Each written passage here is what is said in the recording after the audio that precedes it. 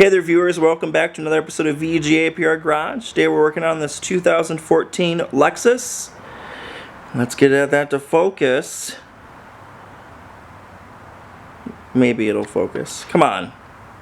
This is going to be a crappy intro. GS350. So today we're going to be replacing the brakes on this vehicle. And some things to be aware of before you start. These rotors are directional, so when you place the order, you will not be replacing the order for the same one. It's per side. The other thing is these are Brembo style calipers. They are not free floating, so you're only going to have to remove 2 bolts in the back to get the whole thing free. We're going to start off by removing the hardware and the pads. So first things first, we need to remove this pin, and it does have a Toyota style, now I don't even know what they're called. I did on the other side, but for some reason on this side. Clamp, whatever. You pull it out. There we go.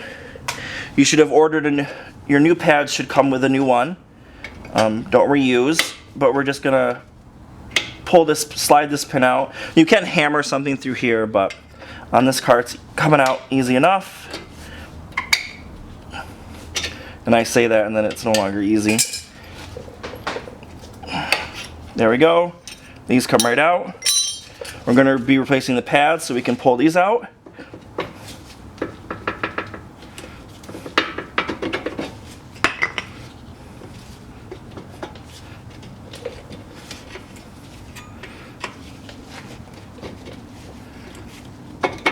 There we are. So now we're going to remove the caliper bolts. We've got 2 17 millimeters. We've got one right here. Let me make sure I'm on backwards, which I am. There we go. And then we've got one further down, and I can't see it. And there we go. So now with those 2 bolts removed, pull them out. And then you're going to want to take like a clamp or something, not a clamp, but a wire or coat hanger, to hang it up by the upper wishbone of the suspension. So before you hang it up, you're going to want to compress these pistons. Because it is a Brembo style piston, you're going to want something like the Lang tool, which I've done a review on in the description. You're just going to want to slide it down in the top and start compressing those pistons.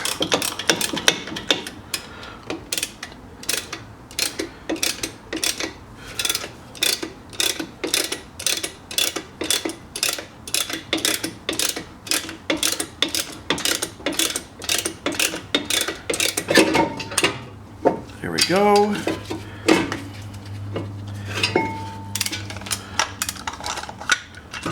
There we are. I am going to take the time to clean these mating surfaces where the pads sit out with just some brake clean. Because this is aluminum, this doesn't get build up like regular cast brakes. Because we live in the salt belt, this rotor doesn't want to come off, so we're going to give it some taps.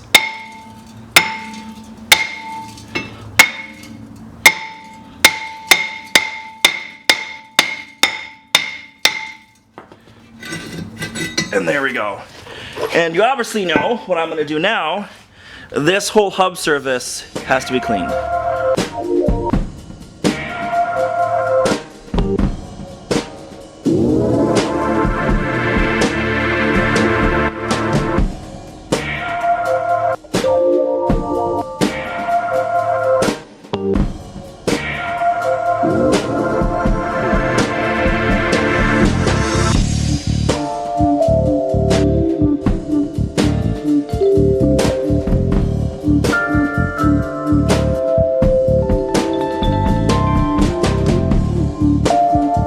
Because I forgot to hit record, I did spray the hub surface down with some fluid film.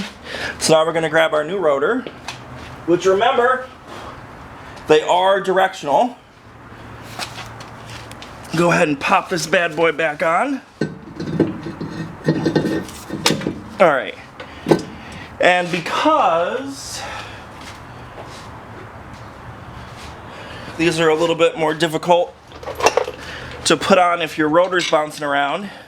Grab a larger nut and then put your other nut on. Just put those two nuts real close.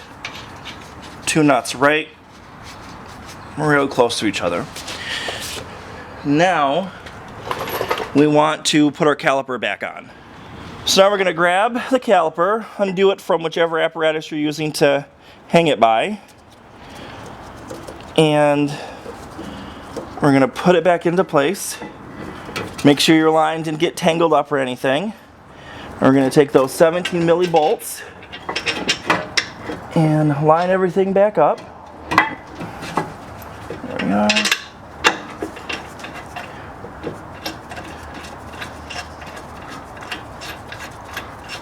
We got one. Now we're going to grab the bottom one, which is a little difficult with the camera in the way. There's the hole. You got to find the hole. It's there somewhere. There it is.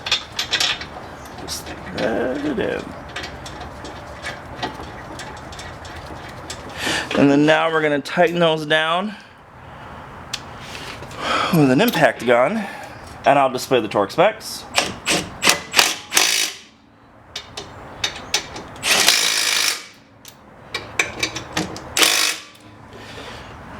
Alright, so now we're going to install the pads. We've got one pad with a wear indicator. That goes on the inboard side. And I just like to put a thin coating of anti-seize on the sides of the pads, because we live in New York State. And now that pad will slide right in. There we go. Do the same thing on the other side. Just a thin coat. Don't go crazy, people.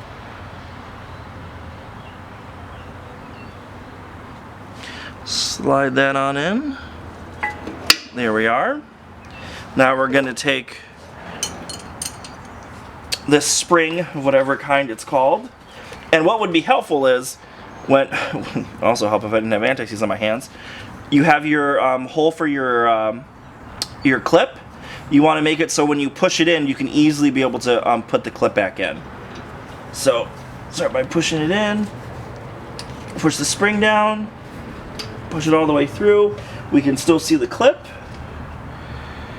or the hole for the clip, and then we pop it into place and it's locked. So there we go. So that's how you replace the front brakes on, is it 2014 Lexus GS? Correct. There we go. It's whatever. It's a Toyota. Anyways, now you obviously want to put your wheels on, torque those down to spec. And the most important thing is that before you go anywhere, turn your car on, and you want to pump your brake until the pedal's firm, nice and firm. That way you know that your pistons have squeezed down on the pads and on the rotor, because if you don't do that, it's not going to be fun the first time you try to stop when you're going at speed. So if you guys like this video, give it a thumbs up. If you didn't, give it a thumbs down. Let me know why. You have any questions or comments, you know where to put them, down there in that section. If you like these videos and you might want to watch some more, hit that subscribe button. And if you want to get notifications, ring that bell. Clean your tools off, and I'll see you guys next time. Bye.